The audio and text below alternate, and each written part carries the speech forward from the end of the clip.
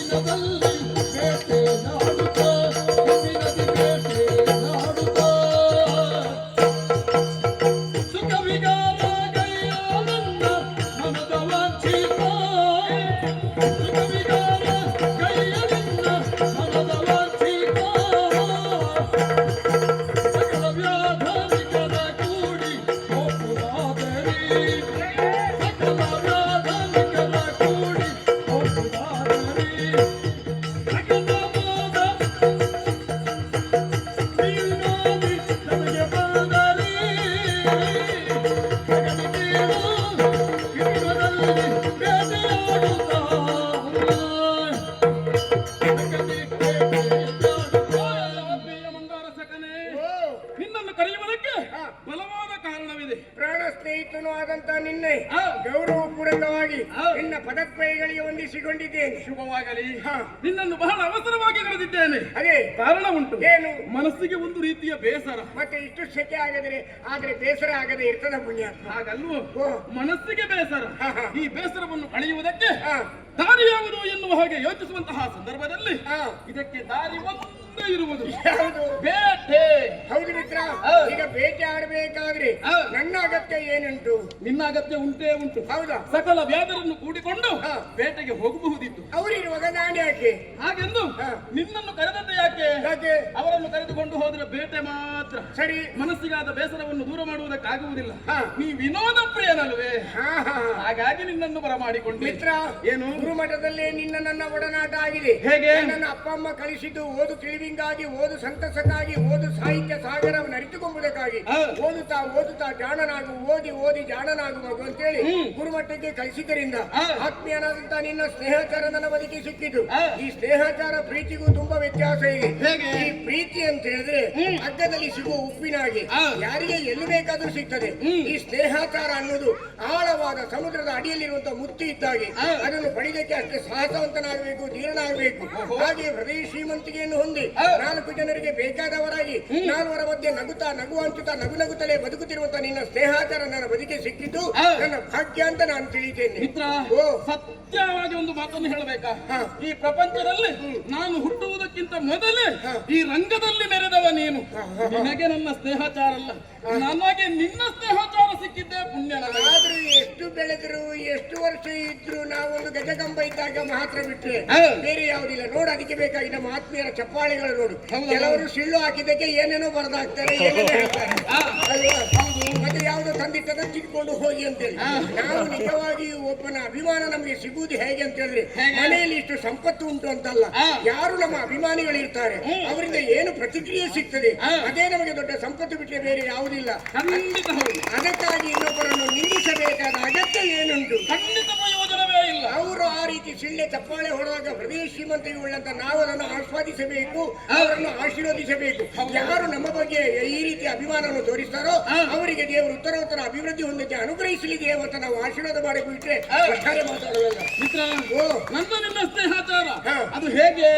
ಇನ್ನು ನನ್ನ ಸ್ನೇಹಾಚಾರ ಅಂತ ಹೇಳಿದ್ರೆ ಬೆಳಕಿನ ಇರಬಾರದು, ಮಧ್ಯಾಹ್ನದ ನಂತರ ನೆರಳಾಗಿದ್ರೆ ಮಾತ್ರ ಅದು ಬದುಕಿನಲ್ಲಿ ಭವ್ಯತೆಯನ್ನು ಪಡಿತದೆ. ಬೆಳಕಿನ ನೆರಳು ನಮ್ಮ ಶರೀರಕ್ಕಿಂತ ಉದ್ದವಾಗಿರ್ತದೆ. ಅದು ಮಧ್ಯಾಹ್ನ ಆಗುವಾಗ ಗಿಡ್ಡ ಆಗುತ್ತಾ ಆಗುತ್ತಾ ಕಾಲಡಿಗೆ ಬಿದ್ದು ನಶಿಸಿ ಹೋಗ್ತದೆ.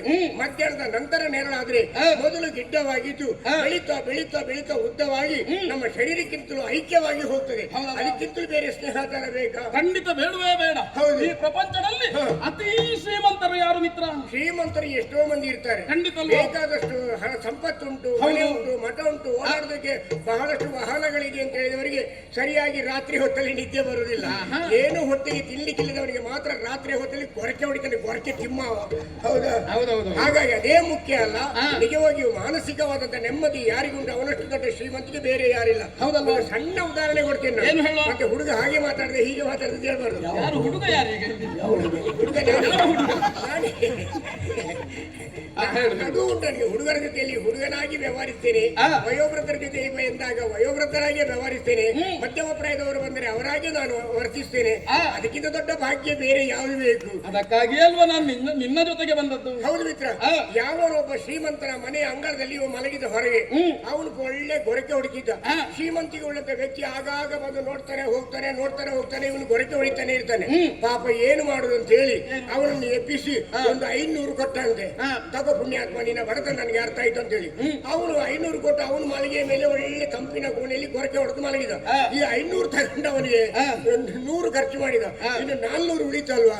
ದೇವ್ರೆ ಏನು ಮಾಡುದು ಅಂತ ಹೇಳಿ ತಲೆದಿಂಬಿನ ಅಡಿಗಿಟ್ಟ. ಅಲ್ಲೂ ನಿದ್ದೆ ಬರಲಿಲ್ಲ.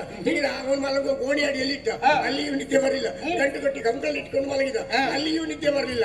ಹಾಗಾಗಿ 400 ಇದ್ದವ ಬೆಳಿಗ್ಗೆ ತನಕ ನಿದ್ದೆ ಮಾಡಲಿಲ್ಲ. 500 ಕೊಟ್ಟ ಹೋಗಿ ಒಳ್ಳೆ ಸುಖದಲ್ಲಿ ನಿದ್ದೆ ಮಾಡಿದ.